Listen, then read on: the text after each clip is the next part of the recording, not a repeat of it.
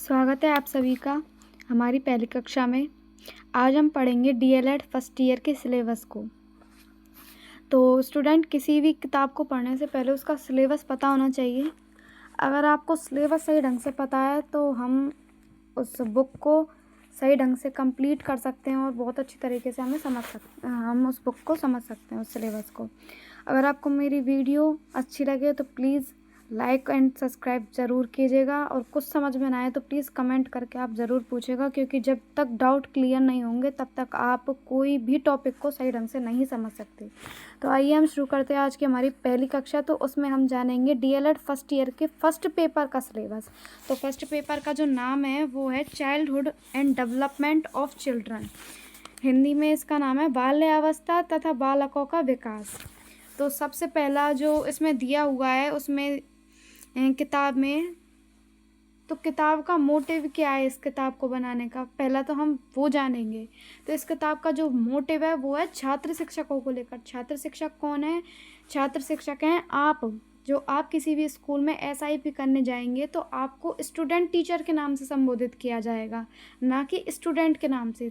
किस नाम से संबोधित किया जाएगा? स्टूडेंट टीचर के नाम से। तो ये जो बुक है वो आपके लिए बनाई गई है कि आप इसमें इस बुक को पढ़कर आप बच्चों को किस प्रकार उनकी मानसिकता को समझ सकते हैं, उनको जो बच्चों को आप कैसे अनुसरण करेंगे, बच्चे आपको कैसे अनुसरण करेंगे, ये सब आपको इस बुक के द्वारा सिखाया जाएगा। आप बच्चों को खुद को कैसे सोशो कल्चर से, मतलब सामाजिक और सांस्कृतिक संदर्भ से आप कैसे जोड़ेंगे इससे, ठीक है।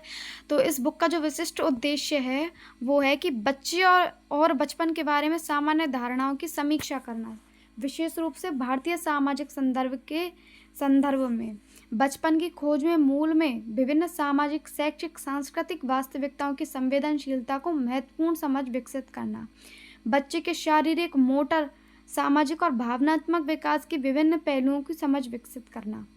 अब इसमें आप देखेंगे कि शारीरिक, सामाजिक, भावनात्मक और मानसिक, ये 4 विकास की स्टेज हैं। तो चारों को किस तरीके से व्यवस्थित किया गया है समाज के द्वारा, वो हम पढ़ेंगे।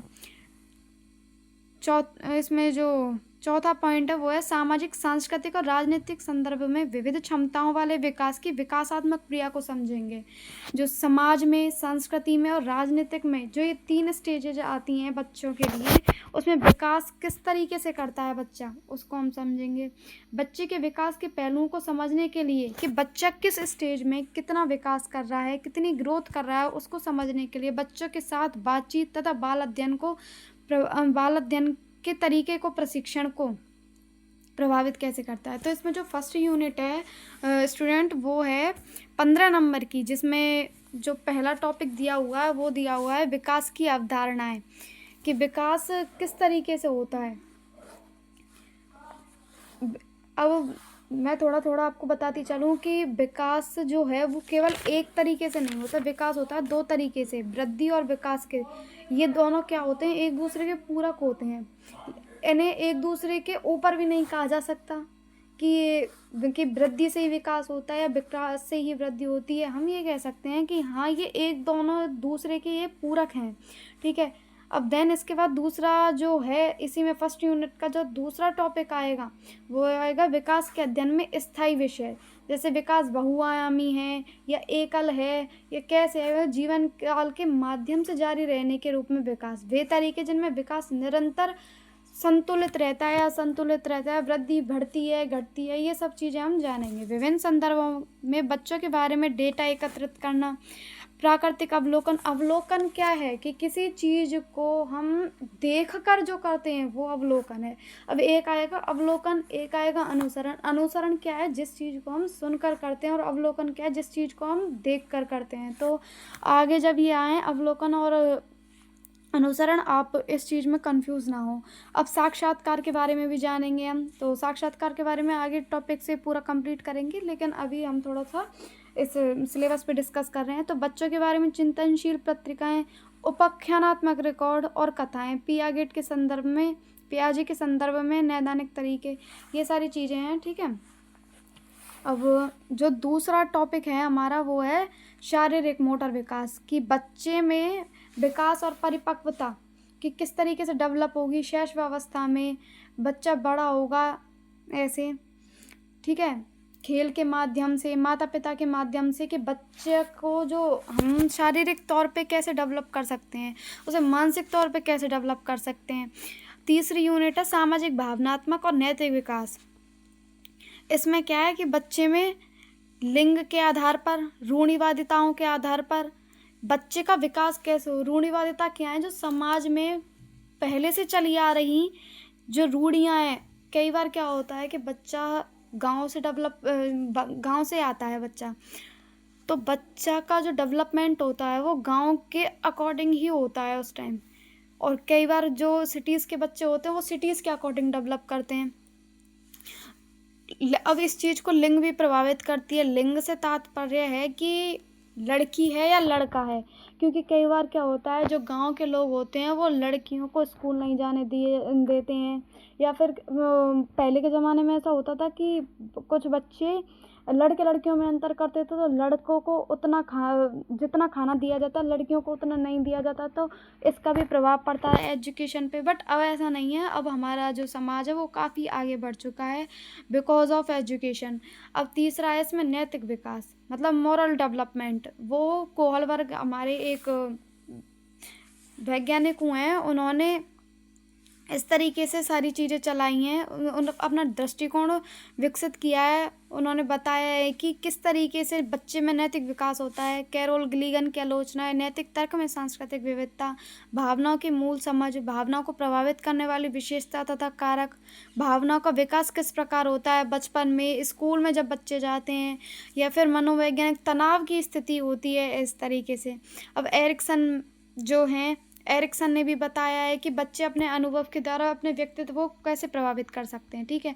चौथी यूनिट आएगी बचपन में इसमें बताया गया है कि गरीबी, वैश्वीकरण, वयस्क संस्कृति के संदर्भ में बचपन। अब इसमें आधुनिक निर्माण बच्चे कैसे कर सकते हैं, बचपन की धारणाओं के भीतर समानता और विविधता और भारतीय संदर्भ के विशेष संदर्भ में कई बच्चों का निर्माण कैसे किया जा सकता है। पाँचवीं यूनिट है 12 नंबर की है, मैं आपको यूनिट के नंबर बताना भूल गई। जो चौथी यूनिट है वो है 8 नंबर की, और तीसरी यूनिट है 25 नंबर की। जो सबसे हमारी मेन जो यूनिट होगी वो तीसरी यूनिट होगी, तो आप इस पर खास ध्यान दीजिएगा।